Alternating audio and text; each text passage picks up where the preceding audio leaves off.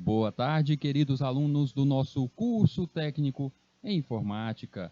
Estamos aqui novamente, eu, professor Rildo, junto a vocês, para dar início a mais uma disciplina, a disciplina de redes de computadores.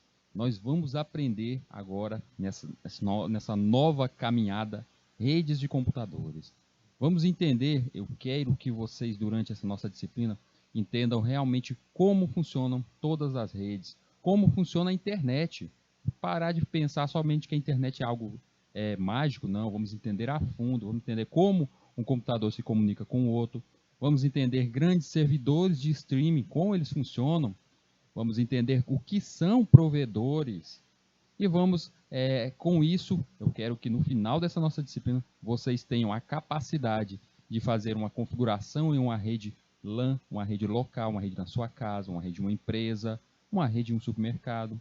Eu quero que vocês tenham conhecimento básico para que possam trabalhar até mesmo junto a provedores, fazendo cabeamento, soldagem de cabos. Entenda, é claro que a gente não vai fazer aqui a solda de fibra, mas eu quero que vocês entendam como é o processo dessa solda. Eu quero que vocês percebam quais são os tipos de enlaces ou os cabos utilizados, qual a diferença da utilização de uma rede com fios de fibra e par trançado, ou até mesmo coaxial. A gente vai entender cada um desses tipos. A gente vai entrar na regra de entender como as redes funcionam, como as redes se comunicam, e aí perceber o que são os tais protocolos de redes, como os computadores conversam, como os computadores conseguem trocar mensagens. E é interessante que vocês entendam justamente redes, vocês tenham conhecimento de redes, logo conectado ali com a disciplina de sistemas operacionais. Vocês vão perceber que sistemas operacionais, ele tem uma parte no sistema deles que é justamente o sistema de comunicação. E aí, é nessa nossa disciplina aqui que você vai entender isso. A disciplina de redes, ela é mais uma das habilidades que você vai aprender nesse nosso curso técnico de informática. Vocês já vinham aí com essa habilidade de programação, percebendo, para aqueles que já gostaram do mundo da programação, ótimo, perfeito. Vocês já estão escolhendo já o seu caminho. Para aqueles que gostaram da parte de arquitetura, também é outro caminho muito bom, a parte de reparo, manutenção, atualização de computadores. E aqui, nessa nossa disciplina de redes, vocês vão entender o funcionamento dessas redes e possivelmente entender como fazer configurações em redes aí pela sua cidade, na sua casa ou até mesmo em alguma empresa. Então vamos lá, vamos partir para a aula de hoje, vamos dar entrada aqui no nosso material de hoje. Para dar início à nossa disciplina de redes de computadores. Para início, nós temos a introdução à rede de computadores. A aula de hoje, ela tem ali como objetivo, quero que vocês vejam um breve histórico da nossa rede de computador.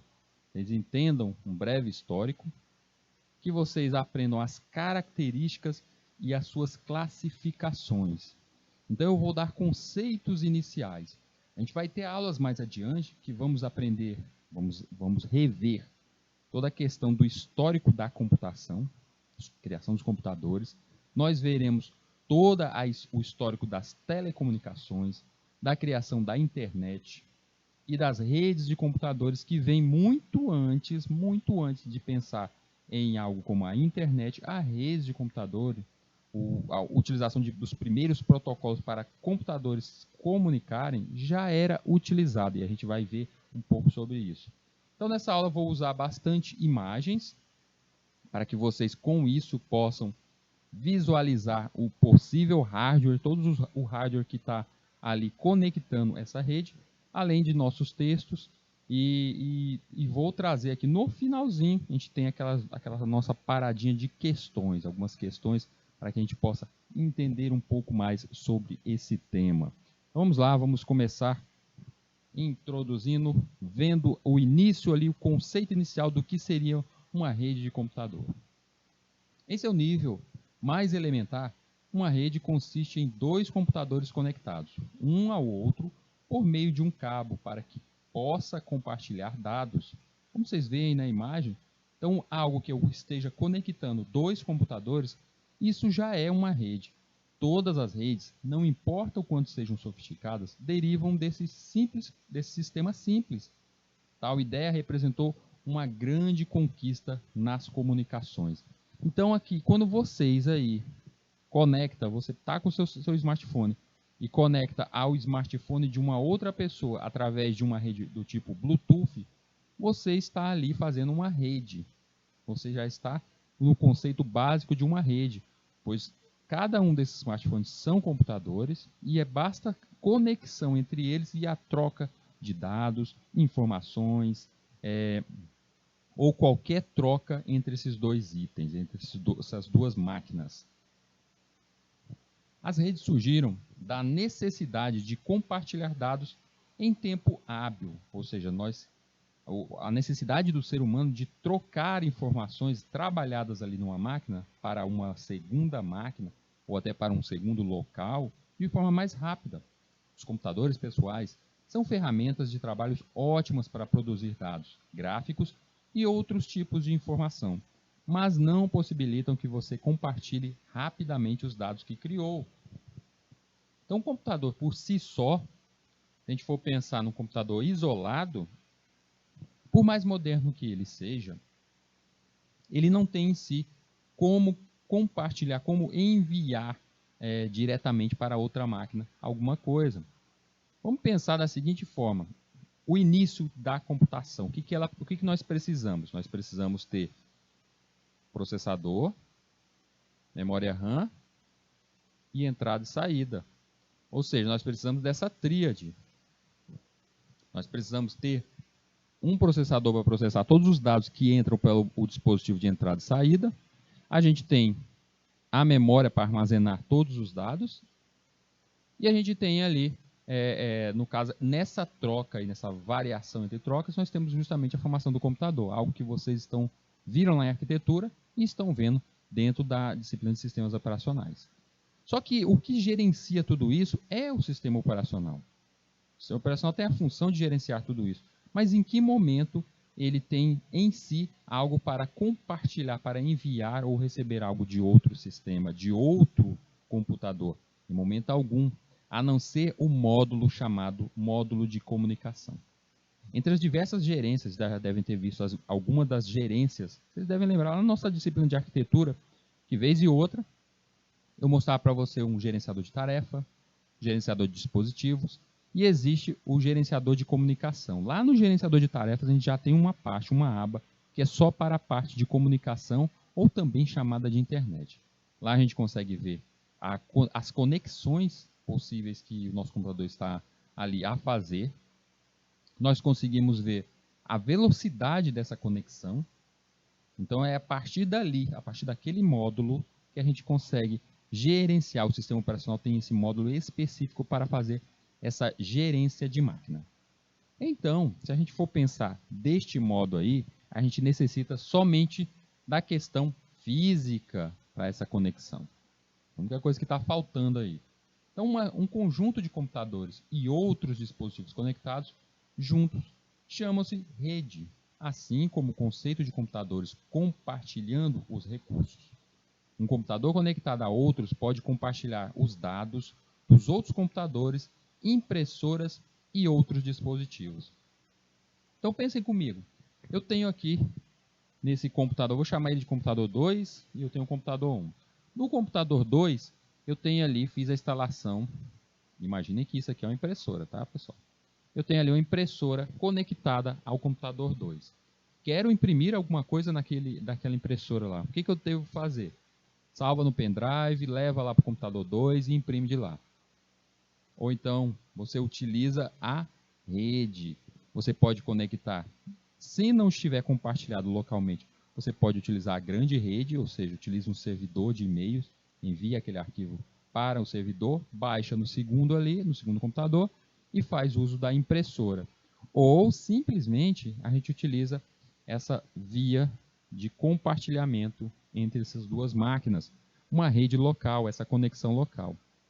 Se vocês tiverem dois notebooks, dois computadores desktop, ou um desktop e um notebook, e pegar um simples cabo par trançado e conectar na placa de rede de cada um deles, automaticamente, por questão do sistema operacional, a parte, o módulo de comunicação, ele vai fazer a conexão entre essas duas máquinas, sem você necessariamente precisar fazer algo a mais. É claro que quando você conectar as duas, ele vai lhe perguntar algo do tipo, foi conectado, este computador está sendo conectado a um outro sistema, você quer compartilhar os seus dados? Questão de segurança. Então essas perguntas vêm somente pela questão de segurança, se você aceita essa conexão a essa segunda máquina. Mas criar uma rede entre duas máquinas, hoje em dia é uma coisa muito fácil. Muito diferente de tempos atrás, quando a gente tinha algo como o Windows XP. No Windows XP, para você fazer uma conexão entre duas máquinas, você tinha que configurar essa máquina, você tinha que criar um cabo direct, ou seja, um cabo par trançado, mas com uma diretiva, a conexão diferente. Hoje em dia, é muito mais fácil de fazer isso, muito mais tranquilo.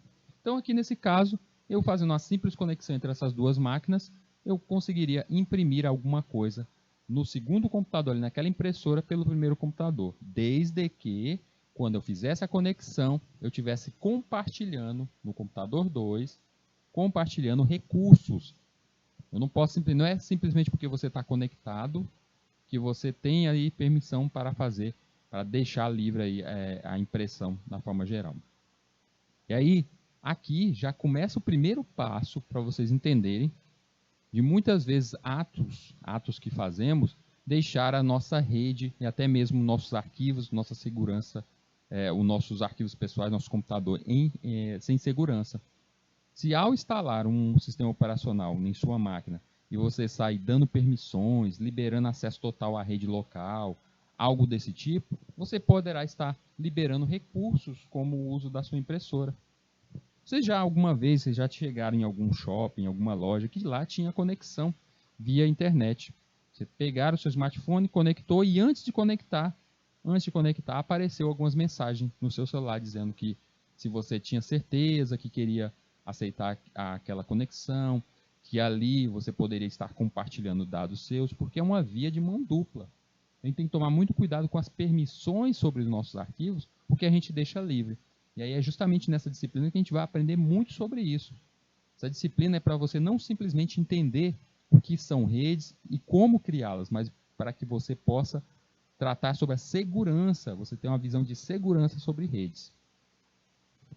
Os computadores que fazem parte de uma rede podem compartilhar dados, mensagens, gráficos, impressoras, aparelhos de fax, modems ou outros recursos de hardware. Então, isso dependendo da configuração que você fizer, daquilo que você quiser compartilhar, você pode compartilhar diversos itens aí na tua máquina.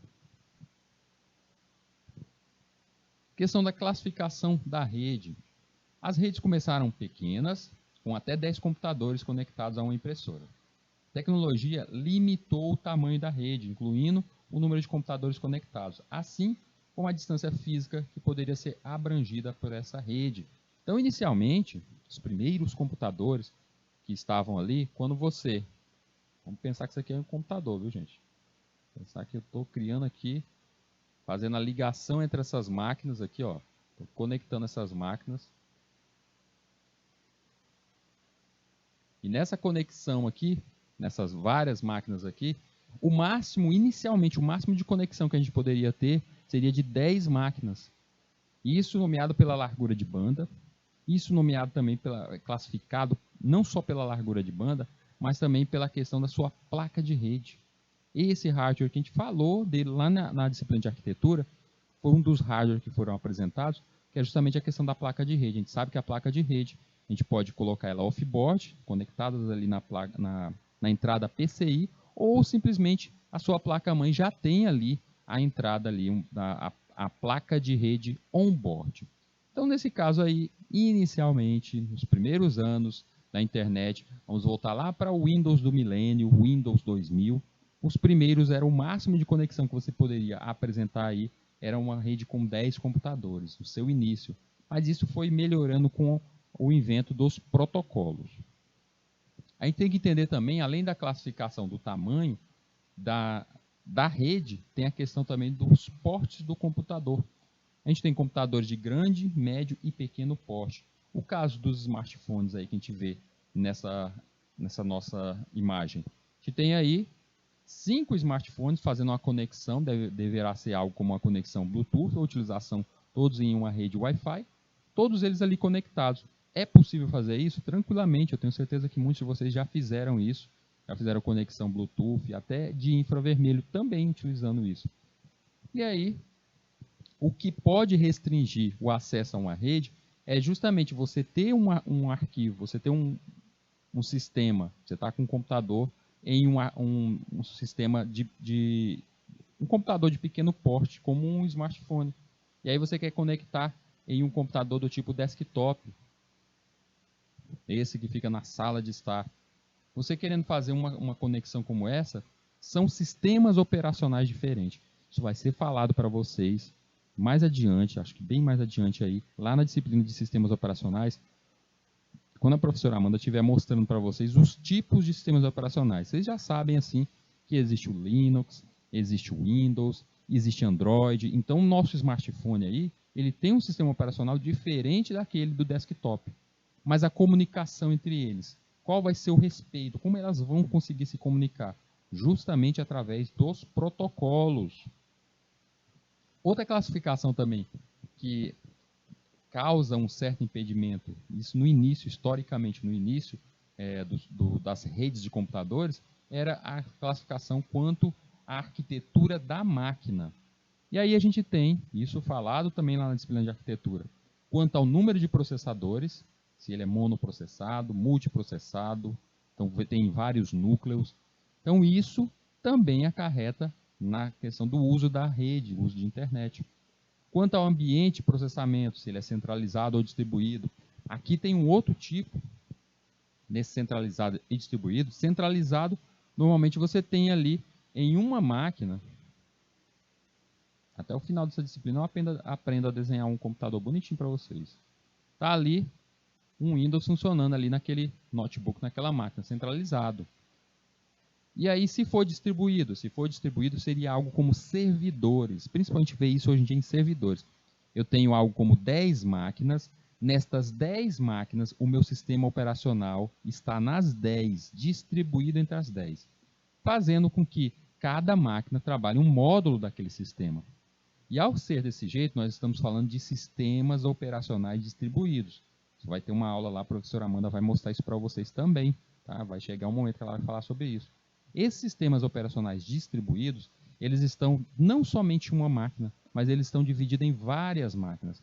E por estar em várias máquinas, eu posso agilizar uma certa função para aquela máquina. Vamos pensar o seguinte, nesse meu sistema, dividido entre 10 máquinas, ele está instalado um sistema operacional que está rodando um jogo. Está rodando um jogo ali. Eu fiz um servidor para jogos online. E aí a parte gráfica ou a parte de som é algo que eu preciso necessariamente de muito processamento. Eu preciso de certos momentos, assim, eu estou criando uma grande promoção, renderizando a parte gráfica, eu estou fazendo algo que requer muito processamento. Eu posso colocar isso em um servidor, o servidor mais parrudo, o servidor mais poderoso ali dos meus 10, ele ficar com essa ação dentre os 10. Da mesma forma que quando eu tenho o uso de um sistema distribuído dessa forma, eu posso simplesmente, estamos precisando de mais memória para a parte gráfica. Naquele servidor que está aquele módulo de parte gráfica, eu vou lá e adiciono memória RAM nele. E assim ele aumenta a sua capacidade. Então, ao ver isso, um sistema distribuído tem as suas vantagens e tem os seus usos. Mas, quando a gente diz que eu tenho 10 computadores, 30 computadores em um modo distribuído, eles têm que estar conectados de alguma forma. E aí é o que falamos de redes. Seria um tipo, uma classificação de uma rede ali para esse sistema operacional distribuído. E quanto ao número de usuários? Monousuário, ou seja, só você no seu celular, só você no seu Windows, ou multiusuário, algo como um sistema, com essas 10 máquinas do sistema distribuído, onde ali tem os jogos, ou até mesmo, não precisa de ser distribuído não, um só servidor. Eu tenho um jogo ali e está funcionando e tem várias pessoas que estão acessando ao mesmo momento aquela minha máquina. Ou seja, vários usuários. E ter vários usuários numa só máquina é impossível eu não estar utilizando algo com o caso da rede. Eu preciso de uma rede para isso. A gente, já que estamos entrando nesse mote de internet, a gente tem que lembrar alguns conceitos que a gente entende junto à internet. O primeiro é o do cyberespaço. A gente vai entender nesses conceitos que a gente já tratou em disciplinas como a educação midiática, lá na nossa de arquitetura, a gente já falou sobre esses conceitos, mas agora com a visão sobre redes. Então, o cyberespaço, toda a estrutura virtual transacional de comunicação interativa. Eu posso dar como exemplo algo como o metaverso aí do Facebook, né? Ou, ao invés de Facebook, a Meta, que criou ali o tal do metaverso, que vai ser um universo compartilhado virtual. Quando a gente pensa assim, nossa, a tecnologia está evoluindo, é gráfico, é som, mas existe uma forma do metaverso existir sem que exista redes de computadores, sem existir essa conexão, é impossível o metaverso existir sem isso. É impossível a gente pensar em algo como home office. Como é que a pessoa vai trabalhar em home office sem necessariamente ter a estrutura de internet hoje em dia? É impossível isso. Então, o cyberespaço, ou essa rede, é um novo meio de comunicação que surge da interconexão mundial de computadores. Não apenas a infraestrutura material de comunicação digital, mas também o universo oceânico de informações que esta abriga, assim como os seres humanos que navegam e alimentam esse universo. Então, o cyberespaço, além de ser formado por pessoas, comunidades, sociedades e toda essa tecnologia entre as máquinas, ela depende muito da evolução da internet. E é por isso que vocês percebem o seguinte: é impossível falar de uma disciplina de redes de computadores sem tocar no assunto 5G. 5G é realmente a revolução dos últimos tempos dentro das tecnologias, principalmente nessa área de redes, é a evolução. E se a gente for pensar, o metaverso, o home office, tudo isso está aparecendo, está começando, está chegando em um momento que o 5G está aí, está começando a despontar. A robótica, casa inteligente, tudo isso está chegando e necessita de uma rede forte e rápida. As mudanças nos processos tecnológicos se refletem em todos os setores da sociedade, seja econômica, nas relações de saber, nas relações de poder, nas relações entre sujeitos. No entanto, apenas condicionam, mas não determinam. Essas mudanças também são originadas na criatividade, iniciativas e nas necessidades no interior das relações, de tal forma a nos dizer, o Castells, aí, o nosso autor desse nosso texto, o dilema do determinismo tecnológico é provavelmente um problema infundado, dado que a tecnologia é a sociedade, e a sociedade não pode ser entendida ou representada sem suas ferramentas tecnológicas, o que gera um processo interativo entre ambas. Ou seja, o cyberespaço, esse nosso meio cibernético de utilizar a tecnologia, depende inteiramente mesmo da questão da sociedade.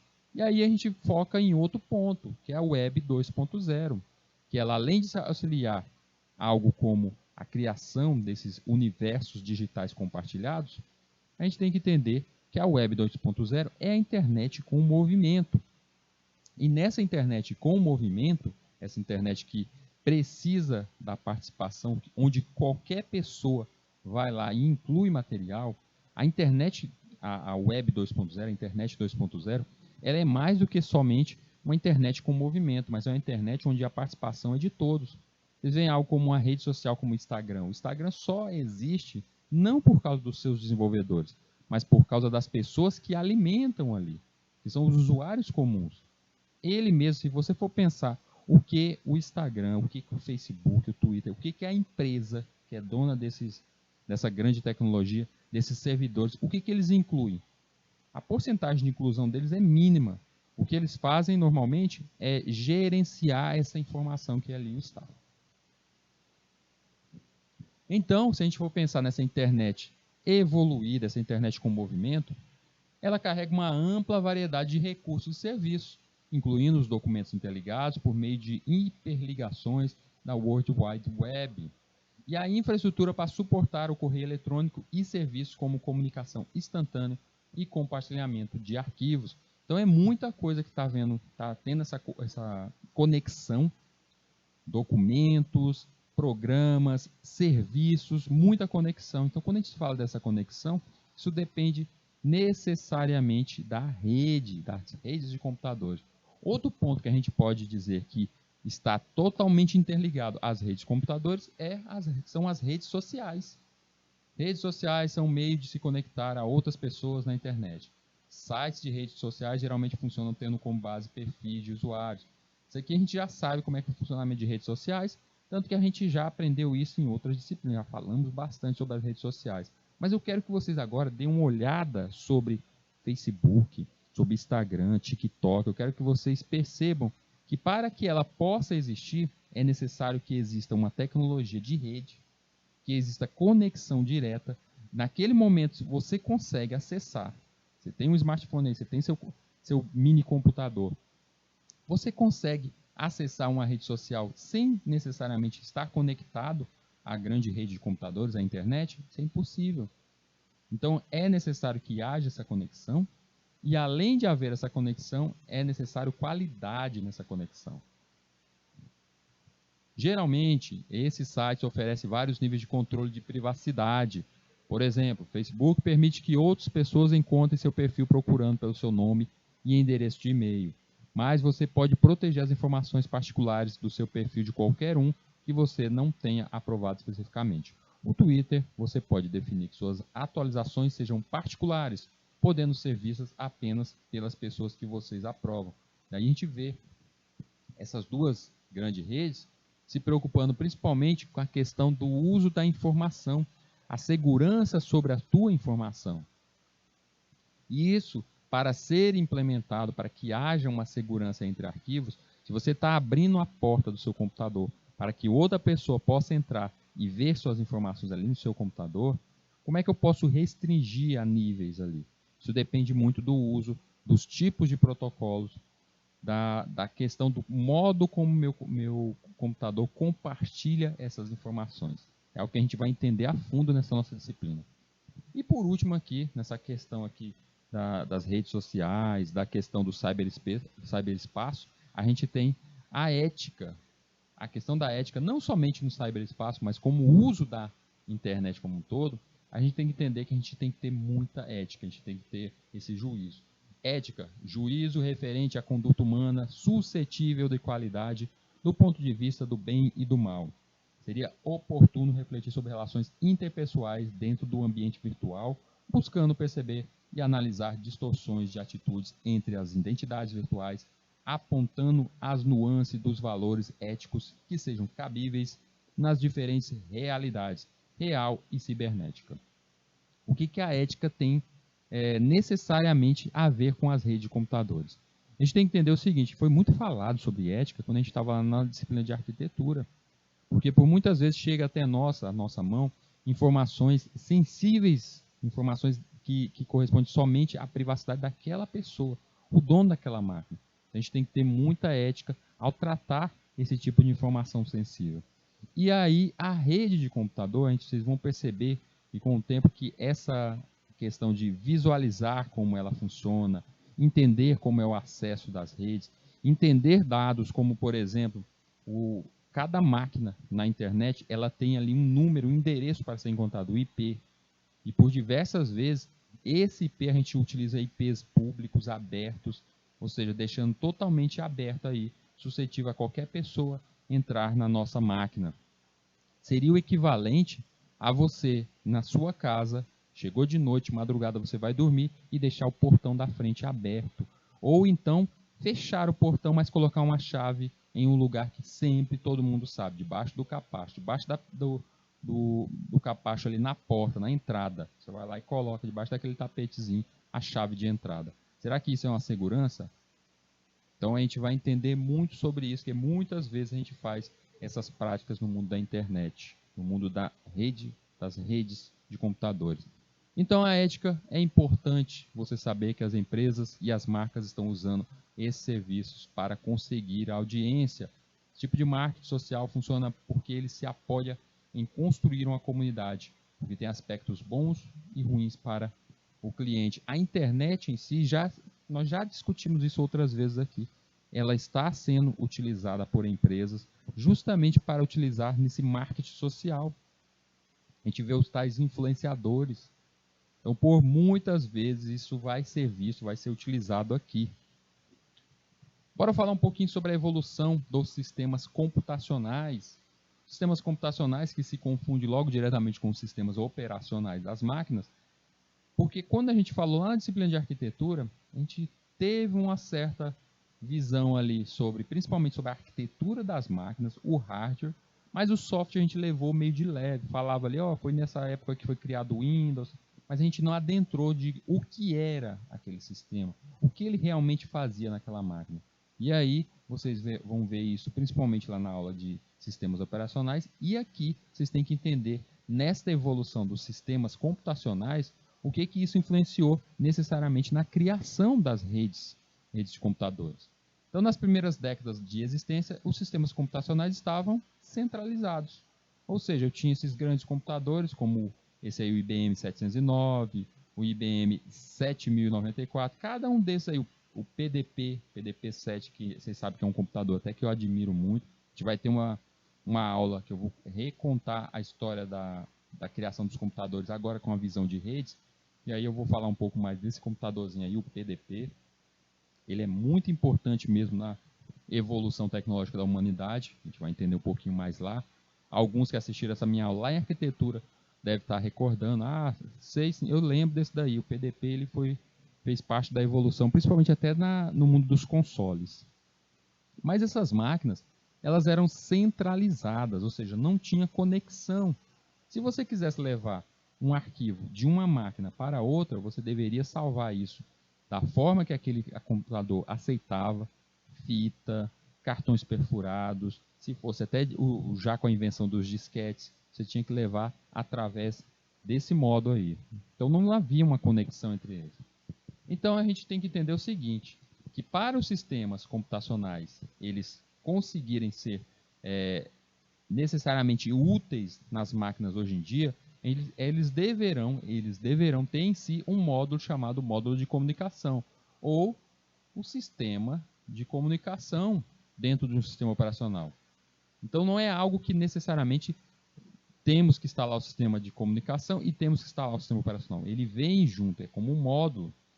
E aí nessa evolução do sistema operacional daquelas máquinas que a gente tivemos a criação desse módulo e com isso a gente melhorou a eficiência das máquinas. Por quê? Porque a gente tinha nas primeiras máquinas uma falha quanto à memória e processamento, pouca memória e pouco processamento. Então no momento que você conecta máquinas, você pode dividir ali o trabalho entre elas. E isso aumentou muito a questão do poder computacional das máquinas. Então as redes, pode dizer que as redes de computadores, elas têm em si, o maior intuito é a economia sobre aquele material, sobre aqueles computadores que ali estão, e até o aumento do poder computacional nestas máquinas. Na história das redes de computadores, é vista como complexa. Ali na década de 50, que começou o início, as primeiras grandes máquinas começaram ali na década de 50, e foram aqueles computadores isolados, como no caso o ENIAC, o UNIVAC. A gente vai explorar um pouquinho mais essa história aí em outra aula, mas tem esses primeiros computadores. Mas a ideia, necessariamente, das máquinas terem uma conexão de uma à outra, haver ali um módulo que seria justamente um sistema de comunicação, e na década de 60 não podemos dizer que tínhamos sistemas operacionais. A gente sabe que os primeiros sistemas operacionais foram pensados ali mais ou menos em 65 a 67.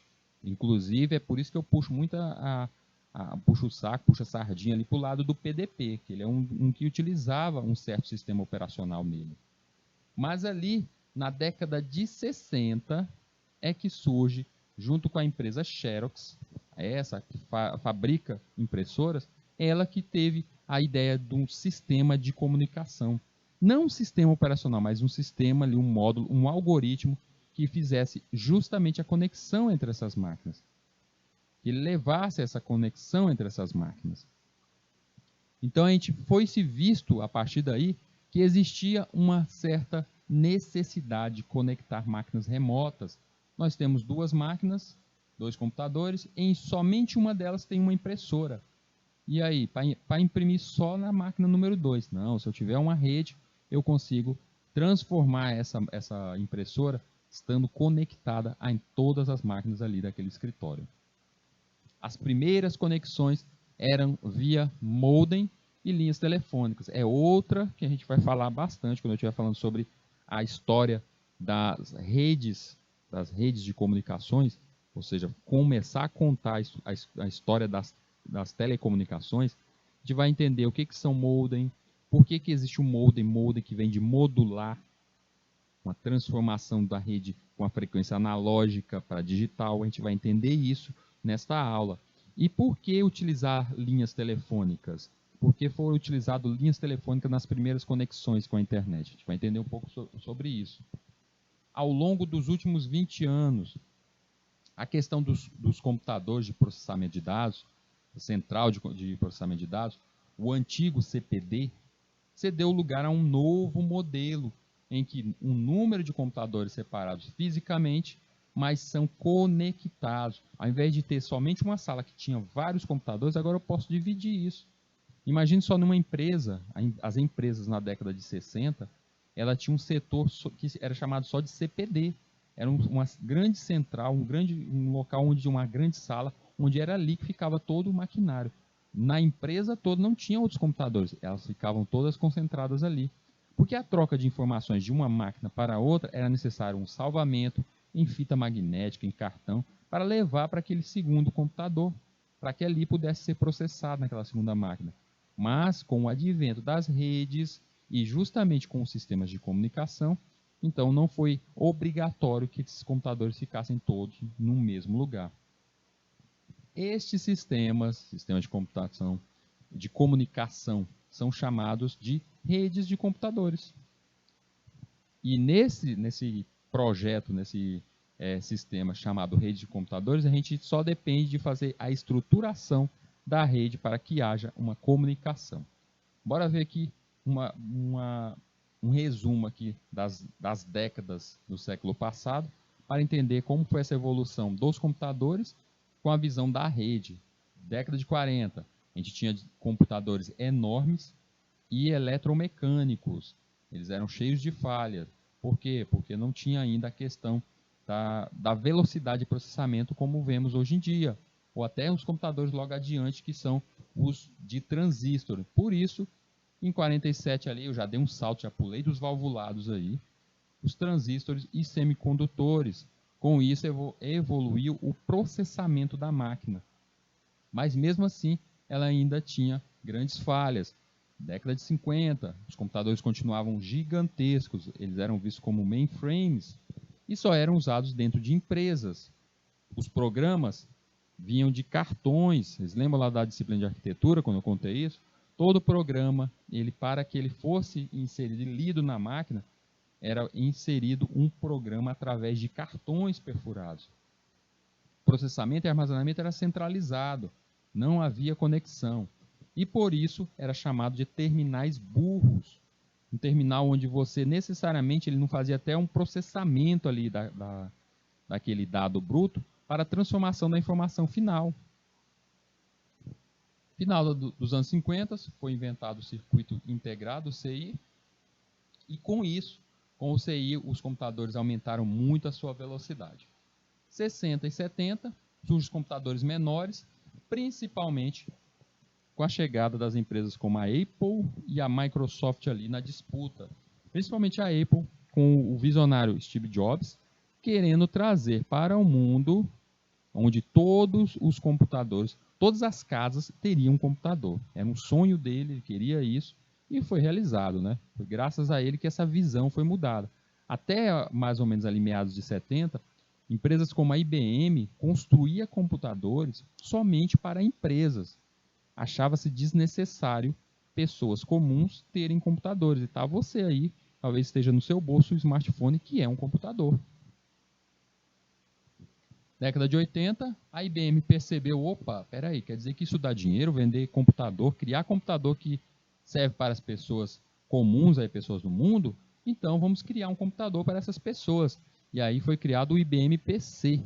O IBM PC, ele tinha ali em si uma arquitetura mais fácil, visual, já focada já nas configurações, como a Apple lançou ali o Lisa, o computador Lisa, o próprio Apple, o primeiro lançamento deles, eles tinham aquela questão de ter uma parte gráfica, a parte até mesmo que deu início ao Windows. O Windows nasceu foi daí. E aí a IBM lançou esses primeiros computadores, e nesses primeiros computadores conseguiram levar a usuários comuns. Nestes computadores, eles já conseguiam compartilhar dados utilizando modems.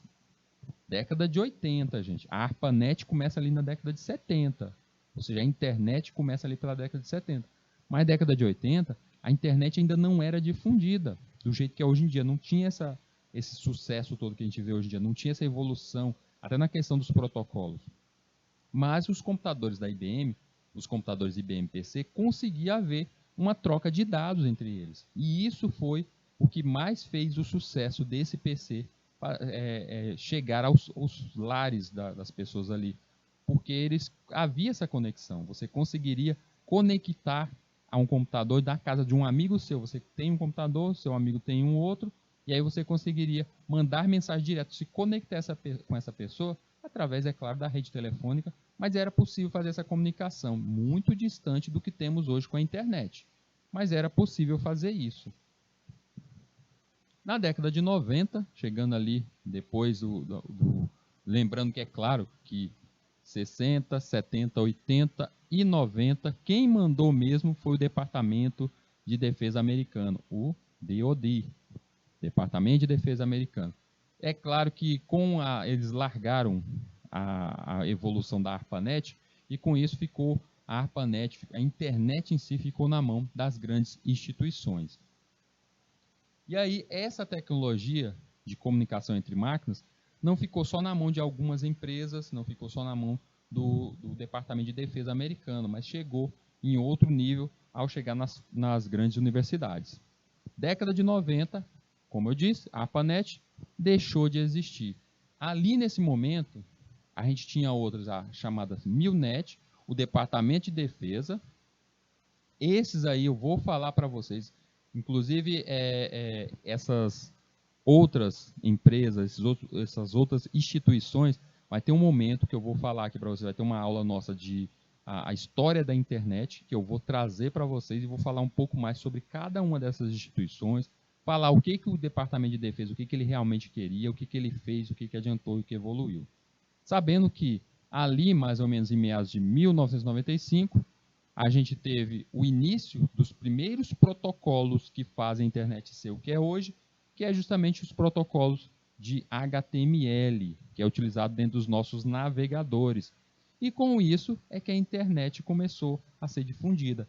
Década de 90, a internet teve esse grande movimento de utilização, e aí, com o passar do tempo, chegando mais ou menos em 94, é que temos a internet 2.0, a Web 2.0, que é a web com movimento, utilizando os protocolos HTML dentro desse mundo aí, fazendo com que a internet chegasse o que é hoje em dia. Turminha, vamos para aquele nosso intervalo, 15 minutinhos, e a gente já retorna.